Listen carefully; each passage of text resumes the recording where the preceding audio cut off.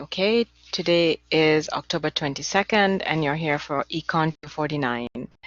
What you're looking at on the screen is a flyer that was sent from the Career Center.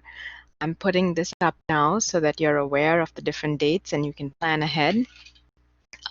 Even if it's something that you may not be interested in, let's say you may not be interested in the Federal Reserve or finance or tech, it's a good opportunity to attend these information sessions and listen to what the presenters have to say. One way of networking is through these info sessions. You can see who is presenting, you know what their title is. You can connect with them on LinkedIn. Maybe you can send them a note saying, I was very impressed with your presentation at Queen's College.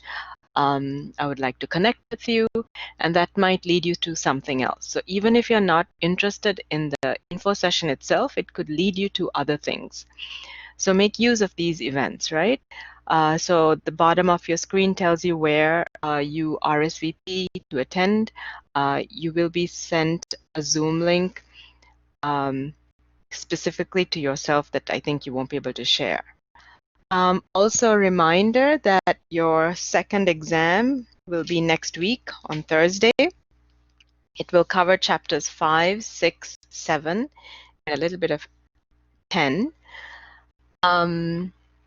It's the same format as before. You will have questions similar to your homework questions, but I will be more strict with the time, and the number of questions are set for a reason that cannot be changed. Again, I will send you a Zoom link so you have your camera on, and I may not curve as many points this time, so I will see how the class does as a whole first. Okay, any questions for me?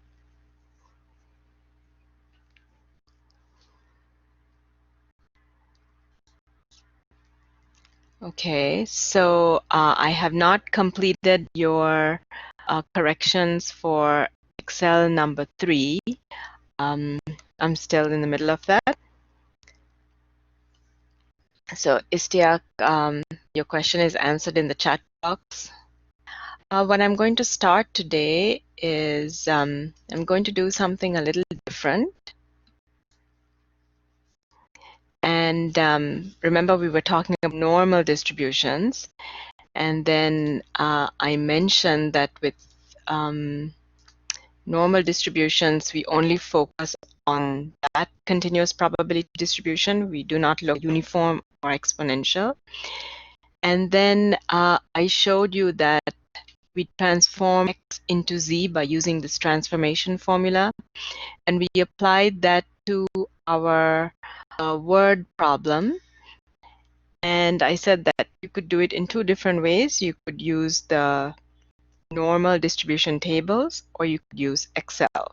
So what I'm going to do today is I'm going to split you up into groups, and I'm going to give each of your group a different word problem to work on regarding the normal distribution. And I really want you to understand how to apply this method into various problems. So your homework might not be enough. So that's why I'm spending the class time today so that you can really understand how to break down a normal distribution problem. And if you have questions, ask your peers. So this is your time to really understand. Okay, so if you just joined us, that's what I'm going to do. I'm splitting you up into groups. It's going to take a while because I have to put myself into each of your rooms, give you the problem, and then switch myself out. So I'll give you about 15 minutes to work on the problems. Okay, any questions before I split you up? No questions? Okay, so remember, it's a word problem you're going to deal with. You're going to use either the normal distribution table or Excel or the empirical rule to come up with your answers. Okay. So splitting you up into groups, you'll have about 15 minutes by the time I give you the problem. and you will be able to write on the boards. So give me a moment to do this.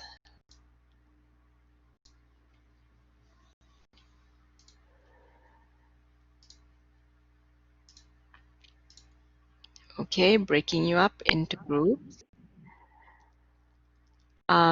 If you're on a phone, you would have to hang up and use a computer or a laptop or a desktop because you won't be able to split up.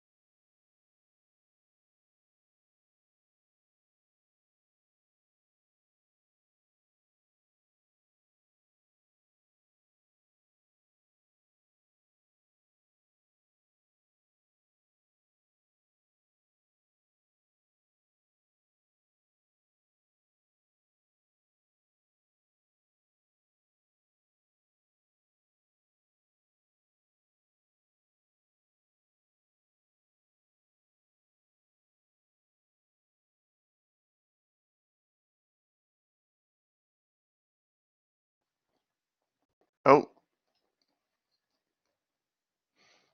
damn. Too late.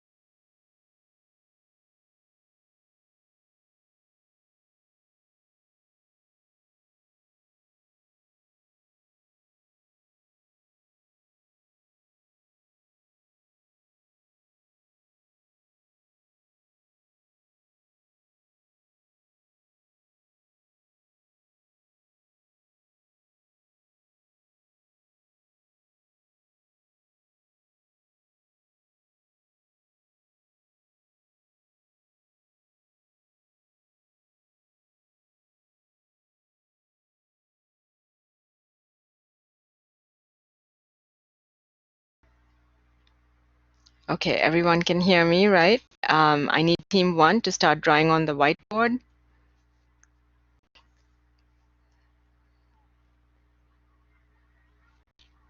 Professor, Yes, is it possible for you to allow us to share to show our answers as opposed to I drawing it think out? you should be able to do it. Yeah. Okay, cool. So let's start with team 1. You should all have the same word problem, but you're asked different things to solve. And I need everyone to participate in your team.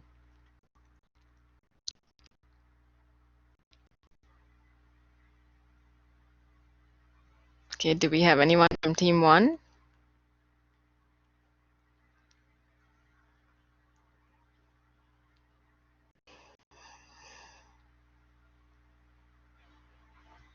Okay. Go. Hey, can I just write over the board? Yeah, so go ahead. I can hear you. Oh,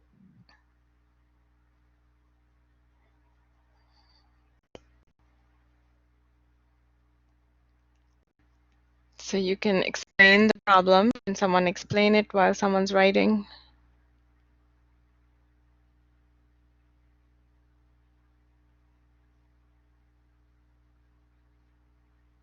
is that you, David? Oh, I mean, Marco?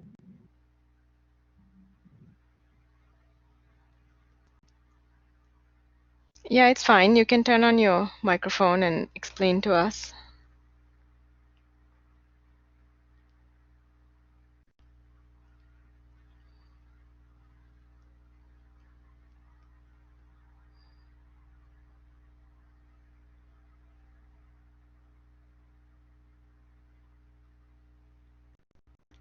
Okay, I need someone from team 1 to explain what's going on. So there's enough people in your team to Yeah, explain it. because I don't know who is writing, and then I can't explain what they're doing. So, Okay, that's fine. So you go ahead and explain what you think. so basically, we are told to find the central 68% of what we're given, the information, and 27.8 is the mean, Okay. and I mean, we all know that from the empirical rule that the Mhm. 68% lies.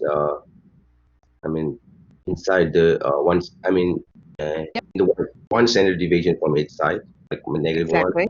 Yeah, Okay, good. 68% lies between these two standard deviation, and our standard deviation is 4.2. So we just basically add 27.8 and 4.2, and that'll give us 32. And Okay, the other side will subtract 4.2 from the mean, 27.8, and that'll give us 23.6. perfect. Yes. So it So lies between 23.6 and 32.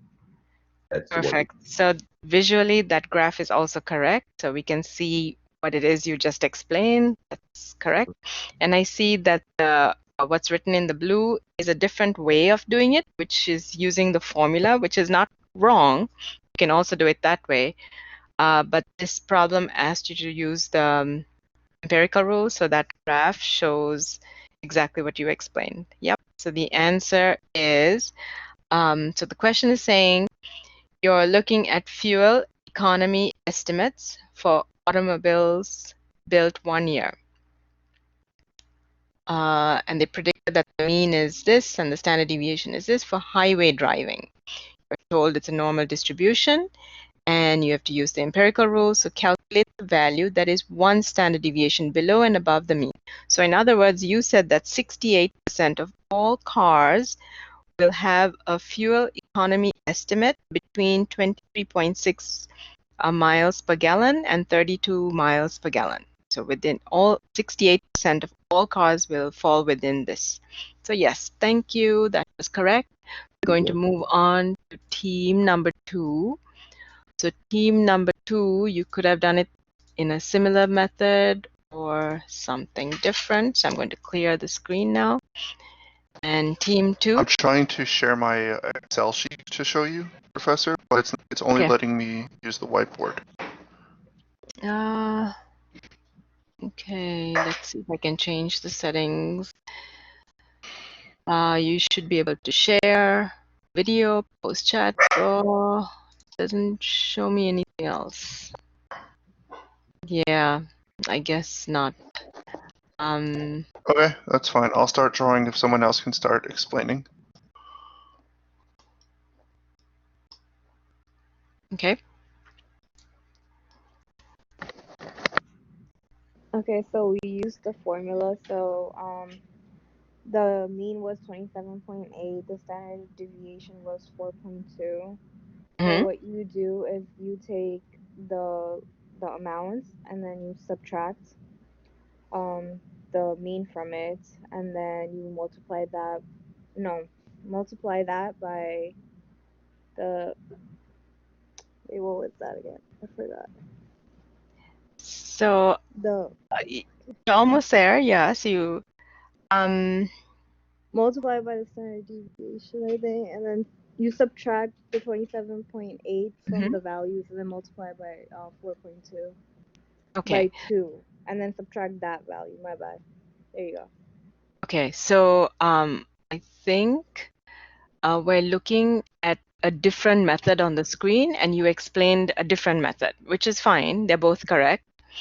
So the method that you said is because they asked you to calculate the value that is 2 standard deviations above and below the mean.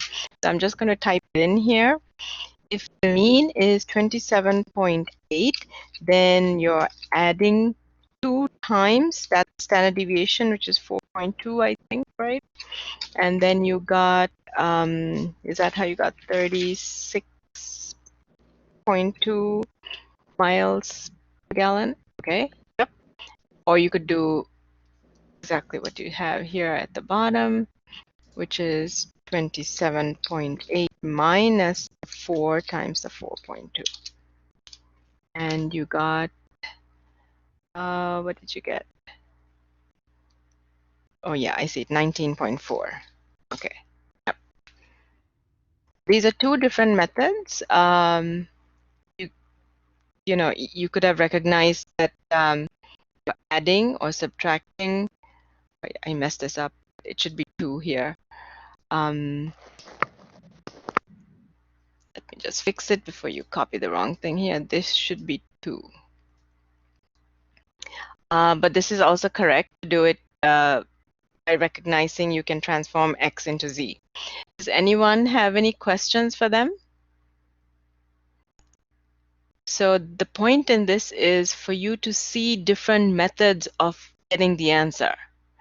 Okay, so this is telling you that 2 standard deviations, 95% of all these automobiles will have fuel economy between 36.2 and 19.4. Okay, so moving on to team number 3. Team 3, posting your question here. Thank you, team 2. And clearing the whiteboard for you. Can I have people from team 3?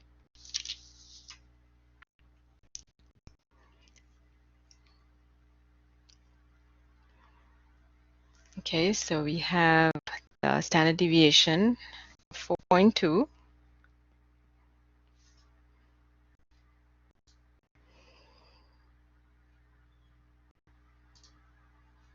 And the mean is 27.8.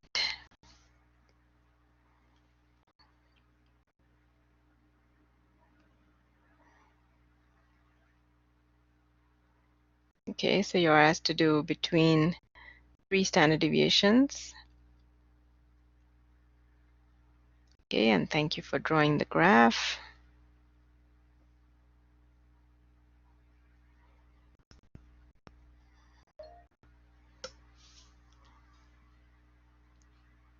Yes, Xiaoting, you have a question?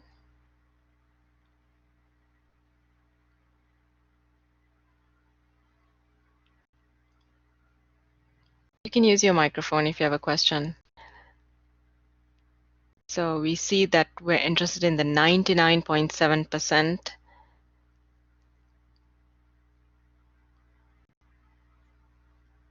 So 3 times 4.2, that gives you 40.4, okay?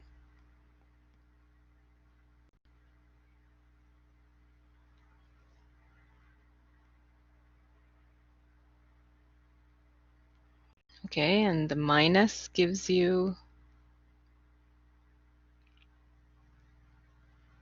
15.2, yes. Thank you, that's correct. Thank you for circling the answer. Anyone have any questions for them? So this is fairly simple, but again, you could have recognized that you can use the empirical rule, right? You didn't have to use normal distribution table. Okay, so now I'm moving on to team 4. Team 4, this is your question. And I'm clearing this. Okay, can you hear me, Professor? Yes, we can hear you. All right. Hello, everyone. So I guess start off by drawing our graph over here. So just reading the question, it says, in what interval would you expect the central 68% of autos to be found? All right, so our mean is 27.8. So, oh, what the hell? Okay. Yep. So, 68% rely, that would be like 1 standard deviation from the mean. So we know Yes. that would be 23.6, and then over here would be 32, or in other words, between -1 and 1. Yep. And I simply got that by just converting to the z values of 23.6. So how can I write this text box? I did 23.6 minus 27.8, which is the mean, and divided that by the standard deviation of 4.2. So I got -1, and then I did the same thing over here, 32 minus 27.8, which is the mean, divided that by the standard deviation of 4.2, and I got 1. So 68% of us lie between -1 and 1. Yep. That's perfect. So this is showing you that this is a different way of getting the 1 standard deviation value. So yeah, you could have done it this way using the formula x minus mu over sigma. Yeah, any questions? Okay, so just to make it a point here, I'm just going to show that this is the area that we are interested in, right? 68%. Yep, so that's your interval. Perfect, thank you. I'm moving on to team 5. So team 5, this is your question. You're asked about what percent of autos should get more than 32 miles per gallon.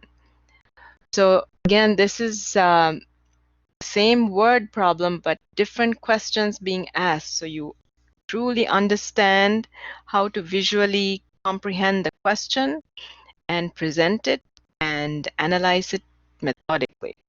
You can use the empirical rule, you can use Excel, you can use the normal distribution tables, but you need to understand the question first, right? And remember, when you participate, this goes towards your participation for the course. So even if you don't do your second test as well as you would expect to do, you have Excel assignments, you have homework, so you have different things to bring up your grade. Okay? All right, so team 5.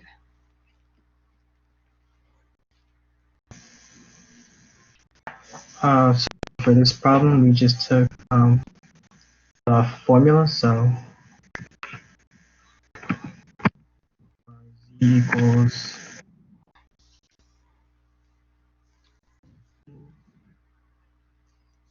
by standard deviation. So that was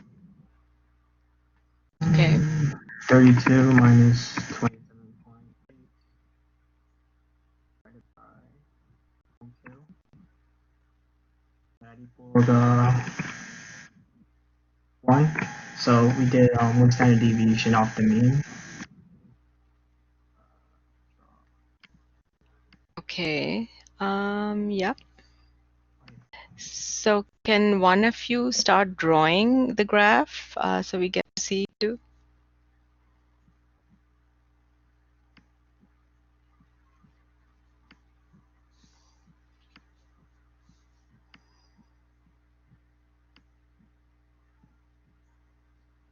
Alright, so we know that one standard deviation off the mean equals 68% Okay.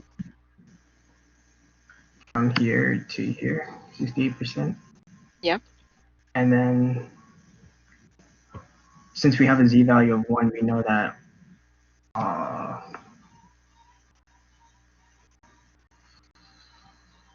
on the total area from -1 to +1 is 68.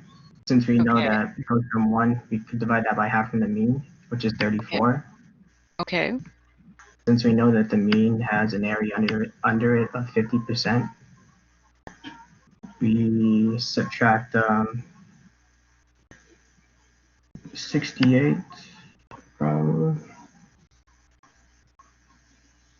50. Hold up, I'm lost. I know what to do, but Yeah, you're almost there. yeah, we did Almost this a different way, so I'm just doing this on the Okay. fly right now. Okay, so let me stop you, pause for a moment. You're almost there. So far you're right. Does anyone else in his team want to help out here? So you're looking at this. My Alright, first, I got it now. 68 divided by 2 is equal okay. to 34. And then you just take the 34 and add it to the 50 from the median. That's how you get 84%. And then you just subtract 84 from 1, and you get approximately 16%. For cars that Okay. go 32 miles per hour or more. Okay. So 16% is the correct answer, but you did a complicated process to get there. Yeah. You're right. Originally, if you did the z formula and then plugged into the normal table, but this acts for the empirical rule. Yeah, yeah. Anyone else in your team have a different way of getting to the 16%? You're right, Oscar. Thank you. Anyone else on the team?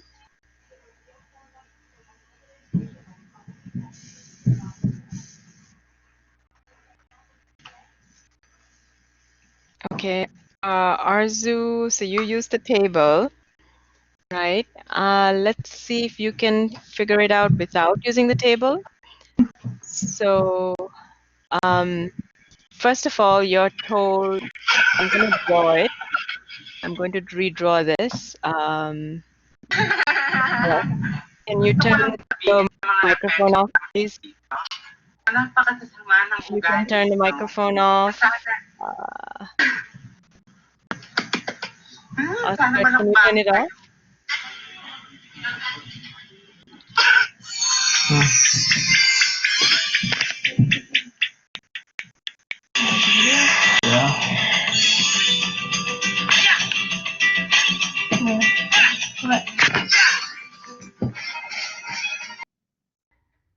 Thank you. Okay, so I'm drawing the curve here, and I'm told that more than 32 miles per gallon. So I see that you recognized it's 68%, but how do you know it's 68%? So first, we're only told that it's 32 miles per gallon. So I have to figure out what the 32 miles per gallon is. So let's say this is 1, 2, 3, right? 1, 2, 3. So if I look at one standard deviation, we said that the mean, which is given to us, is 27.8. And if we want to figure out what the first standard deviation is, you saw from before how to do that. And from previous methods, we saw that this was 32 and this was 23.6. Okay, so now I know that 32 is within one standard deviation.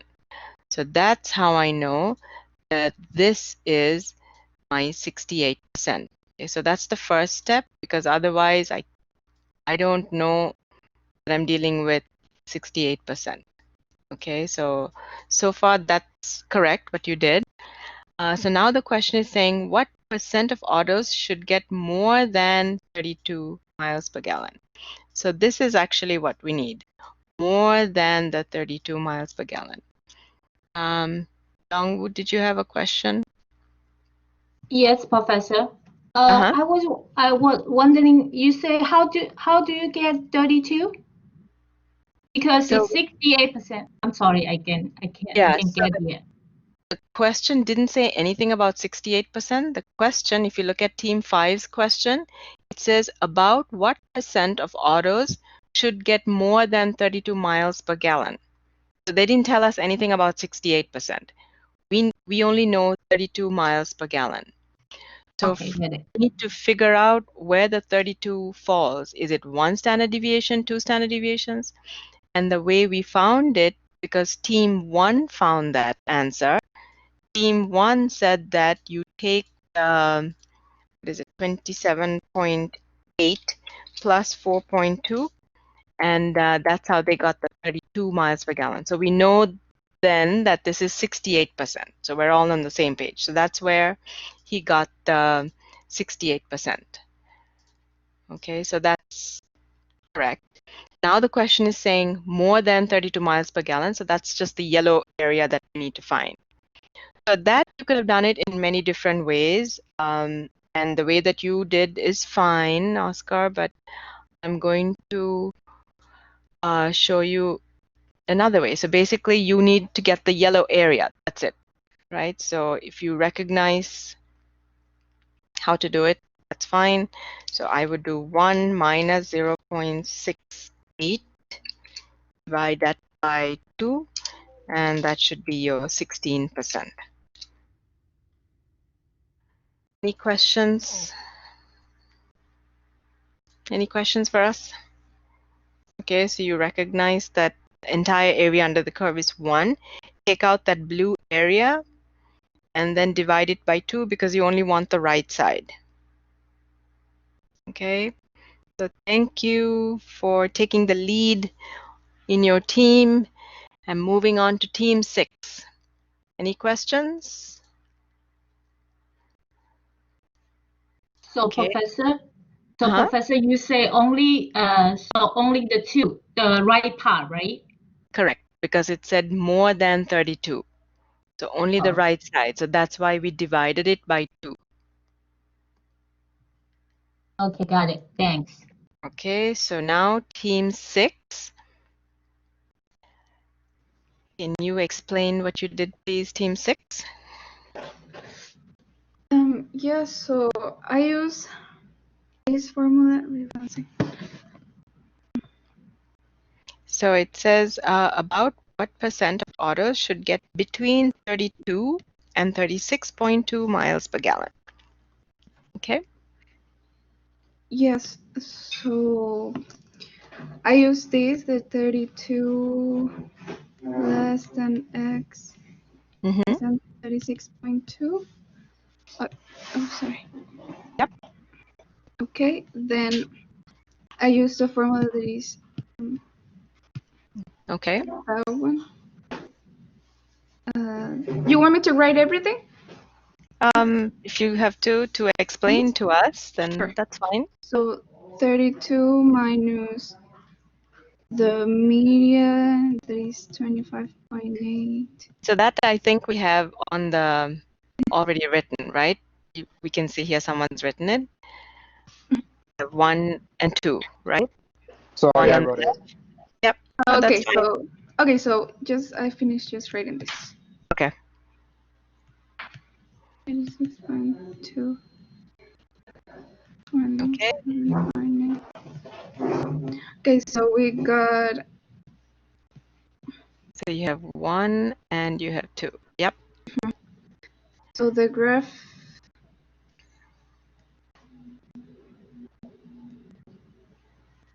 is something like that, right? Okay. So 1, which is 2, Okay.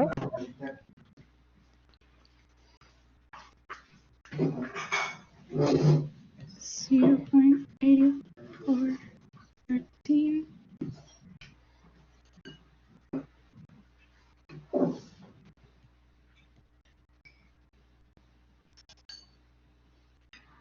And Okay. we just put 0.9772 minus 84. Okay. Yep. And you got? 0.1359. I'm sorry, I'm not good Perfect. at explaining, but Oh, it's good. Perfect. Thank you. So this is one method of doing it, right? By using the transformation formula, looking up in the table, or using Excel to get your probability. So the answer is perfect. It's correct. Thank you. Does anyone else in your team have a different way of doing it by using the empirical rule?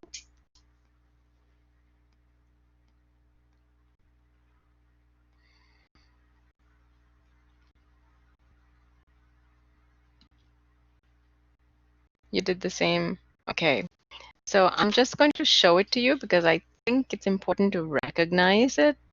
I think you can draw it here on the side. So if I draw the graph here, and you're told between 32 and 36.2, so to draw that, that's 32. So this would be 32, this would be 36.2.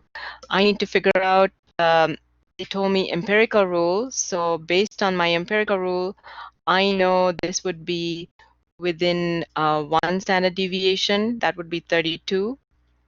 And within 2 standard deviations, according to what team 2 did, right, team 2, they found that the second standard deviation was 36.2.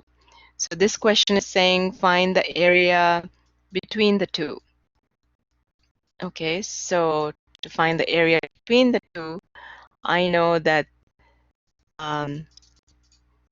between the two blue, between 1 standard deviation is 68%, and I know within 2 standard deviations is 95%. So you could have done, and I'll type it up here. You could have done 95 minus 68 divided by 2 to get 13.5%. You could have done that too, but it's fine the way that you did. And if you're comfortable with that, that's fine. Stick with that. Okay. Any questions? Okay, so I'm going to move on to the last team.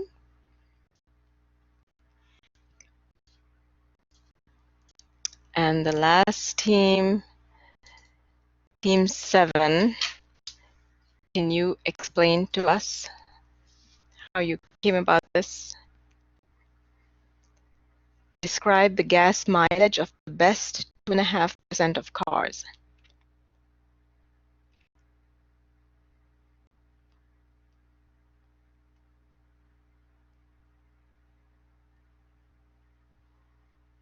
Okay.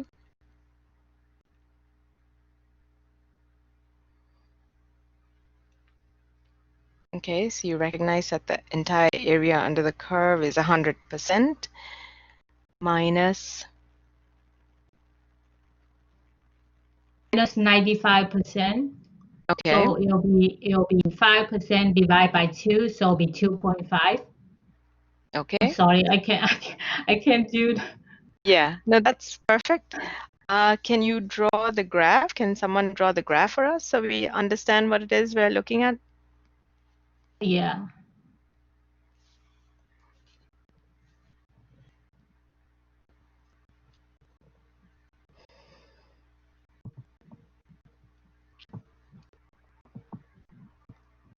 Sorry, I very bad, and so this is 1, this is 2 standard deviation, so Okay, be 95 here, so be the 2.5% right here, okay, because it's half, it's 1, and I mean the 95%, and then it's 2.5%, so be on the right side, right?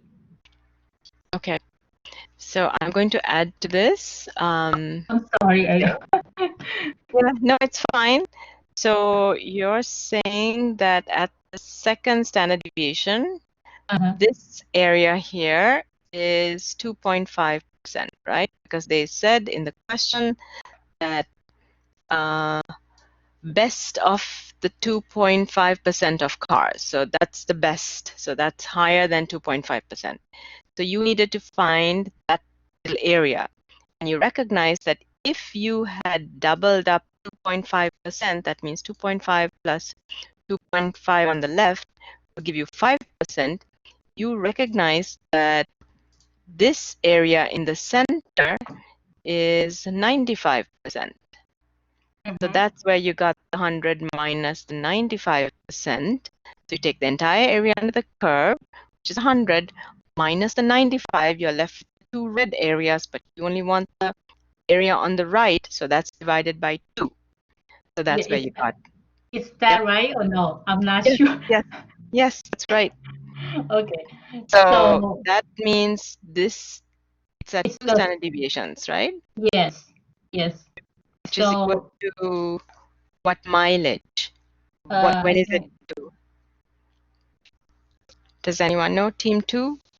What was the mileage? 2 standard deviations? You mean 4.2. Yeah, I think Team 2 has it. Yep. Angel, yes, 36. yeah, 36 something. I mean, 36.2. Yep, that's yeah. it. 36.2 Yeah. miles. Yeah. So basically, it's the same question everyone had, but I really wanted you to practice answering it if you were given it in different formats. Okay. So thank you, everyone. The last thing I'm going to do today is show you a video. It's a few minutes. I'm not showing you the entire video, but I figured out how you can listen to the video as well with audio. So here goes. That's the last thing for today.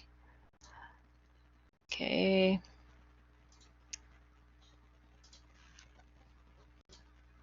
Okay, so you should be able to hear it.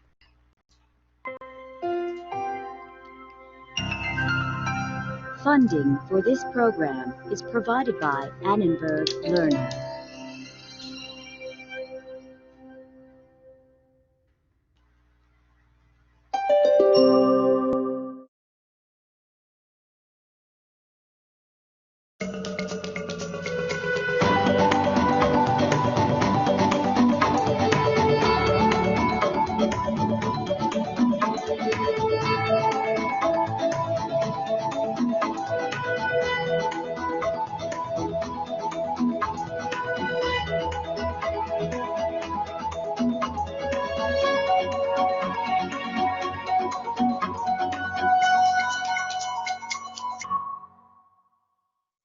Hi, I'm Party Sabetti, and this is Against All Odds, where we make statistics count. Histograms are pretty much old hat by now. You know they're a great way to graph the distribution of the sample values for one particular quantitative variable. Size of gala apples at one local orchard? Here's your histogram. Math SAT scores for entering students at a state university? Here's your histogram. Percent of senior citizens in the US population over the decades. Here's your histogram. To make it even easier to focus on general shapes, sometimes statisticians draw a smooth curve through a histogram. This can help us spot similarities in shapes, even when the histograms we're comparing don't necessarily have the same source or scale. You might notice something about the smooth histograms in our example. The apples and the test scores result in roughly the same shape curve, though of course the datasets are completely unrelated. This special shape is called a normal curve. It's symmetric with one peak, what we call bell-shaped.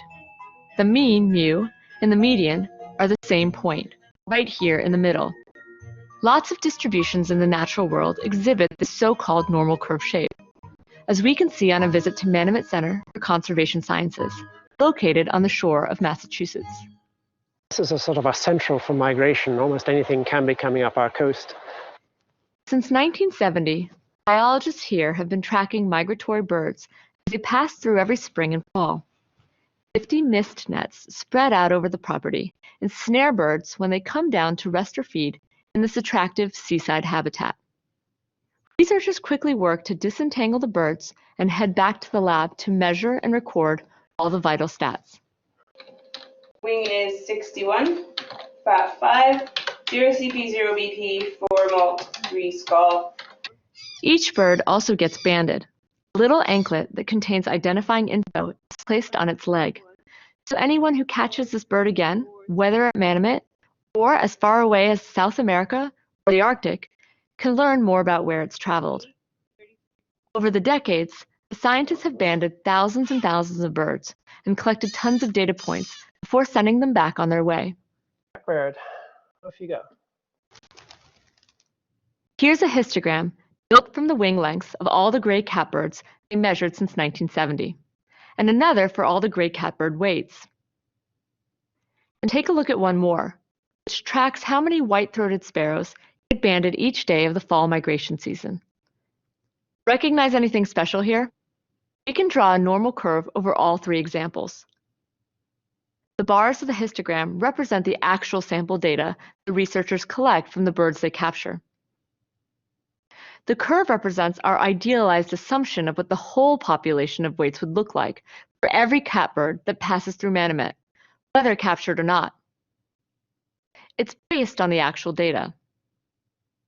An important feature of any normal curve is the fact that it's completely defined by its mean, mu, and its standard deviation, sigma. If you change the mean, the whole curve just scooches along the x-axis.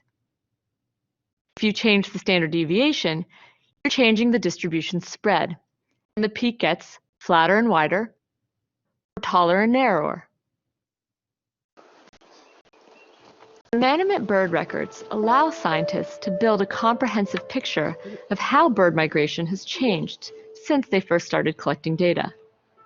We actually track it down to the number of nets that were open, the number of hours, so that we have a birds per net per hour figure. And by 1995, we were catching half as many birds as we were in 1970. So we saw a 50% drop over 30 years.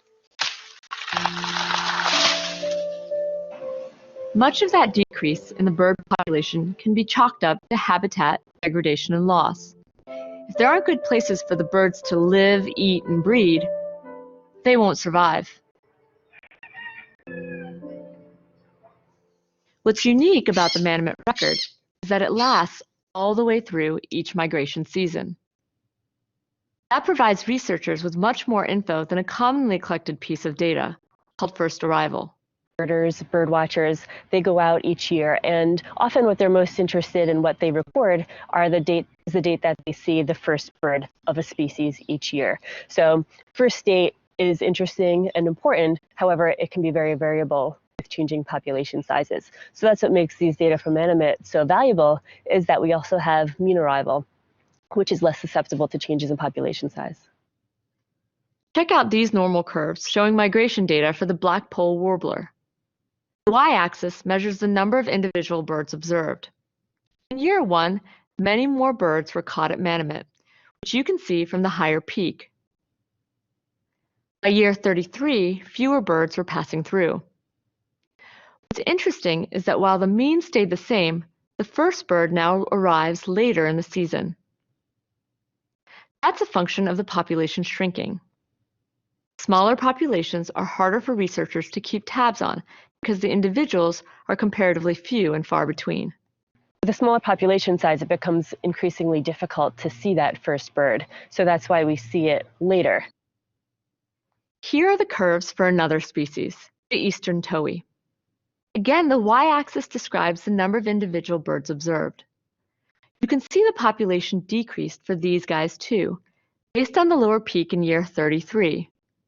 What's different here is that the first arrival was spotted about the same time over the decades, and the mean of the distribution shifted earlier. If you only know the first arrival date, you wouldn't have a clue that the mean arrival has shifted. Something is affecting migration timing for this population as a whole, most likely climate change. If it's a warm year and plants leaf out and flower early, then maybe insects would also emerge early. And then ideally, the birds would arrive early so that they could take advantage of the insects and the food sources that are available. So if those events become out of sync, if the birds are not arriving earlier in a warmer spring, they could suffer as a consequence.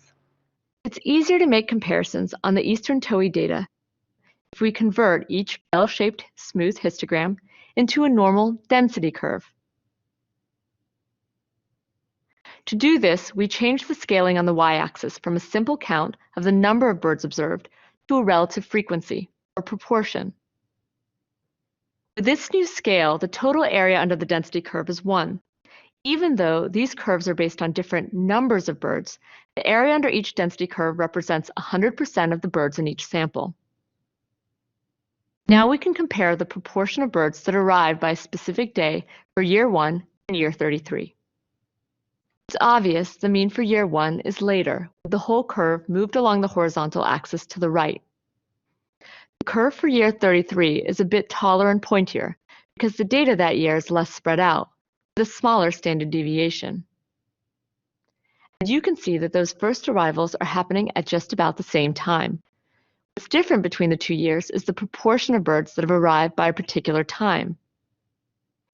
In year 33, half of the birds had arrived within 48 days of the spring equinox. While in year 1, only 0.23, or 23% of the birds, had arrived by that time. In year 1, it was another week until half the birds had arrived, at 55 days after the equinox.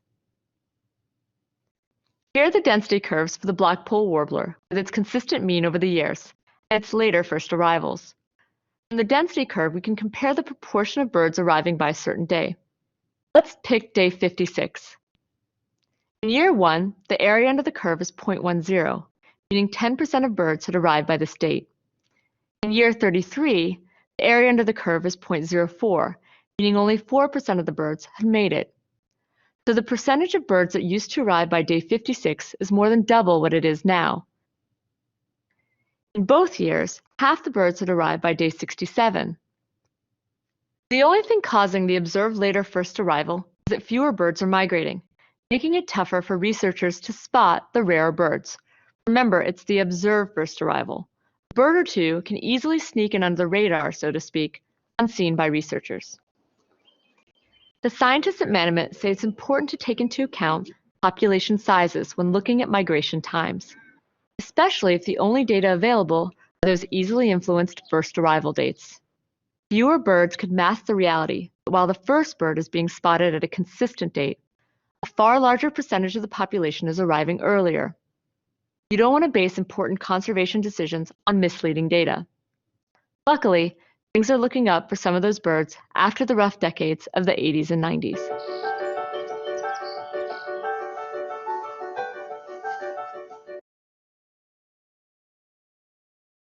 Okay, I'm going to stop here. This is all we have for today. So reminder, finish your homework, and it's due by Sunday. Okay, any questions for me?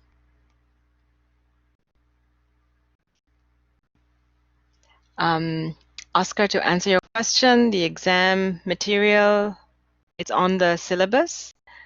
So the syllabus says it's chapters 5, 6, and 7, and a little bit of 10. Okay, so follow the syllabus. I will send an email out as well with a reminder. Have a good weekend.